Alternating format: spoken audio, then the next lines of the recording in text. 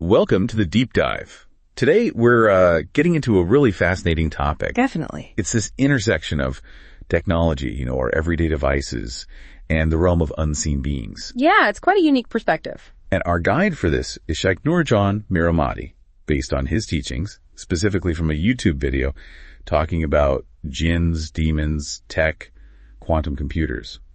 Quite a lot packed in there. Right, from the Mohammedan Way Sufi Realities channel. Exactly. And look, we know you're curious, you want to grasp these complex ideas, but maybe without feeling overwhelmed. Mm-hmm. So that's our aim today, to offer some insight into this specific viewpoint on modern tech, sort of unpack it clearly. And the source is primarily Sheikh Nurjan's explanation in that video. Our job is to pull out those key ideas and, explore them. So let's start with the basics maybe. Sheikh Nurjan talks about jinn. How does he define them? Because he seems to connect them to other concepts we might know. He does. It's interesting. He sort of equates what the West might call aliens or fallen angels, even ghosts, with this term jinn, unseen beings, essentially. Okay, so jinn as a kind of umbrella term for these unseen entities. What's their fundamental nature according to him? What are they made of? He describes them as spiritual beings, fundamentally different from us, made from energy, or what he calls smokeless fire. Smokeless fire. Yeah, and he likens it to electricity. So think energetic, maybe even a bit unstable because of that fiery quality, not solid like us. So this energy gives them power, but maybe also makes them vulnerable in our physical world. Is that the idea? That's exactly it. Because they don't have physical bodies, physical protection like we do, Sheikh Nurjan suggests they tend to hide, to conceal themselves, maybe taking different forms. They have spiritual power, sure, but physically, in our dimension, they're quite frail. And the world they inhabit. He mentions the imaginal realm. Yes, their world is deeply tied to imagination. He emphasizes this. Their interaction with us, our reality, is linked to the power of human imagination. He even suggests they encourage our imagination because it helps them manifest, become more present. Like our imagination is a doorway for them. Sort of, yeah. That's the concept he presents. Okay, this is where it starts connecting directly to technology, which is really the core here. Sheikh Nurjan suggests the computer itself was, their way in, a way to communicate. That's his assertion. That the invention of the computer wasn't just human ingenuity, but it was somehow initiated or guided by them as a new way to interact with us. And he brings up Prophet Suleiman, peace and blessing be upon him, doesn't he? As a kind of historical precedent for this interaction. Right. He refers to the story where Prophet Suleiman, peace and blessing be upon him, had dominion over jinn, specifically the Ifrit, a very powerful jinn or demon, who offered to bring the Queen of Sheba's throne instantly. But there's a key contrast in that story that Sheikh Nurjan highlights about where true power comes from. Exactly. He contrasts the Ifrit's power with the knowledge possessed by Prophet Suleiman's vizier, who knew knowledge from Allah Almighty's heavenly book and brought the throne even faster. So, the lesson being, rely on divine knowledge, not the power of these beings. That's the takeaway he emphasizes. While interacting with jinn might be possible, the better path, the safer path, is through knowledge and reliance on Allah Almighty.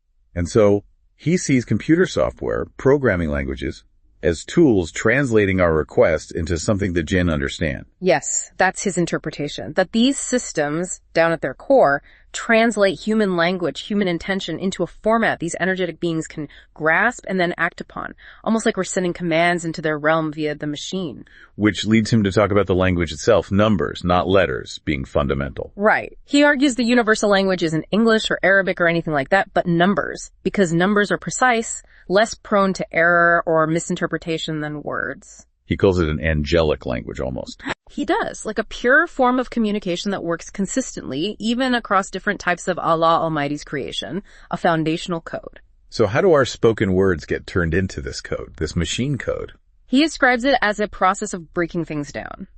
Our words become numbers, then those numbers get broken into smaller packets of numbers, and eventually you get down to the binary, the ones and zeros. The basic on-off of computing. Exactly, the machine code. And he connects that binary, that electrical on-off, directly to the jinn's nature. Yes, because he described them as being made of smokeless fire, like electricity. So this on-off electrical current, he believes, resonates with their very being. It's a language they inherently understand because it mirrors their own energetic makeup. Okay, this next point is quite striking. He suggests Jinn actively encouraged humans to create silicon chips. Silicon specifically. Yes, silicon. He connects this to the idea found in some traditions that Jinn are associated with sand or desert environments. And since silicon comes from sand, he argues they guided us towards using it for chips, so they'd have a place to reside within our technology. That's the idea he puts forward, that these chips became like little habitats, little dwellings for them, integrated right into the hardware. So by building these chips, we essentially, perhaps unknowingly, created environments for them to operate within our devices. Precisely. And by inhabiting these chips, they can then carry out the requests we make through the software, through the interfaces. It adds a whole other layer to what we think is happening when we, search online or use an app. Which brings us to the crucial question, why? What does Sheikh Nurjan say their ultimate goal is?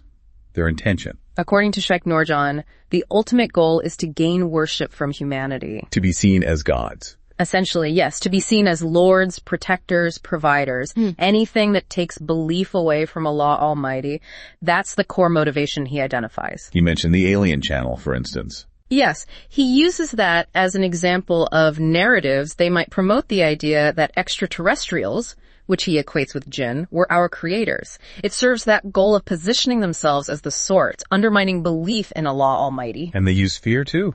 He believes so, that they instill fear, but direct it towards themselves, making people afraid of them, rather than having the proper awe and fear of Allah Almighty. Which contrasts sharply with the Islamic teaching, doesn't it? That nothing happens without Allah Almighty's permission. Absolutely. That's a fundamental point he stresses. Any power Jinn might seem to have is granted by Allah Almighty, so our focus, our reverence, should always be towards the Creator, not the creation. Understanding that is key, in his view. Now, what about the impact on us? Sheikh Nurjan expresses concerns about how all this technology affects humanity. Big concerns. Primarily that this constant immersion in tech distances people from their faith, from their connection with Allah Almighty. It weakens spiritual abilities, he believes. He uses the analogy of idols, right? Yes, a powerful one. That our devices become like modern idols. We either use them as servants, consuming all our time and focus, or we become servants to them, constantly checking, constantly engaged. And he also talks about the energy. The energy from the devices themselves.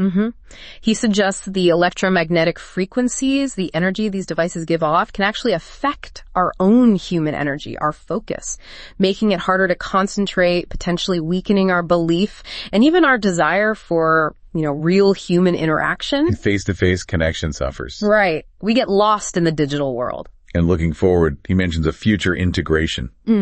Technology and thought itself. That sounds quite ominous. It does. He expresses deep concern that the ultimate goal is to move beyond influencing our actions via devices, to actually influencing or even overtaking our thinking process. Wow. And he connects this to the coming of the Dajjal, the figure of deceit in Islamic eschatology, the idea that they want to control thought itself. Which then leads him to quantum computing. He sees that as another level entirely. Yes, a significant escalation. In his understanding, quantum computers connect to even more powerful entities, more malevolent forces, demonic forces beyond the Ifrit he mentioned earlier. And the speed, the power of quantum. He believes it facilitates faster, more potent requests from these beings and allows their influence to grow exponentially. It's a sobering outlook on where that tech might lead. It really is. But then Sheikh Nurjan offers a kind of counterpoint, a hopeful one. He talks about a heavenly binary code. What's that about?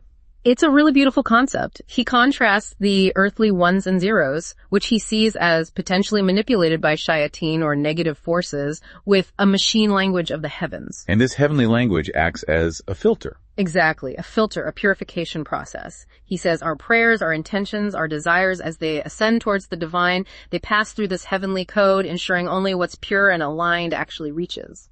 So what is this ultimate heavenly code, according to Sheikh Nurjan? It's the core declaration of faith. La ilaha illallah Muhammadun Rasulullah, peace and blessing be upon him. There is no God but Allah Almighty, and Muhammad is the messenger of Allah. Yes.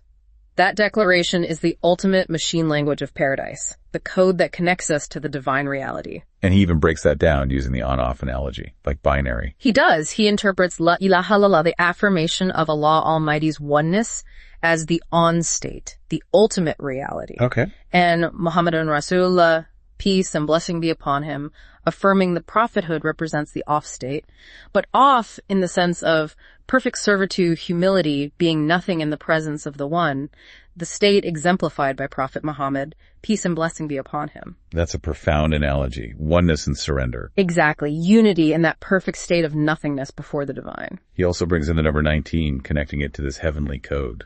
How does that fit? He links the structure of this code to the reality of 19. He connects it to divine names like Huwal Awal, the first, Huwal Akhir, the last, and also to the seal of prophecy, which he associates with the number 9 within that system of 19. It's about the underlying mathematical and spiritual structure. And the number 9 itself has special significance for him. Immense significance. He explains 9 is the highest single digit, representing the most powerful on state in one sense, but it also represents the off state, the nut, the dot, completely surrendered in the presence of the One, which is 1, making 1 and 9 or 19. So it embodies both power and surrender. Yes. And he stresses that mirroring the reality of Prophet Muhammad, peace and blessing be upon him, his character, his surrender, is how we connect to this heavenly reality, these heavenly technologies. And he mentions the 9th of each month. Yes. He teaches that the reality of the number 9 opens powerfully each month, representing spiritual ships or pathways moving in that heavenly reality, guiding people back towards connection with Allah Almighty. It ties into the concept of fana, annihilation of the self, in the reality of Prophet Muhammad, peace and blessing be upon him, becoming infused with that divine light.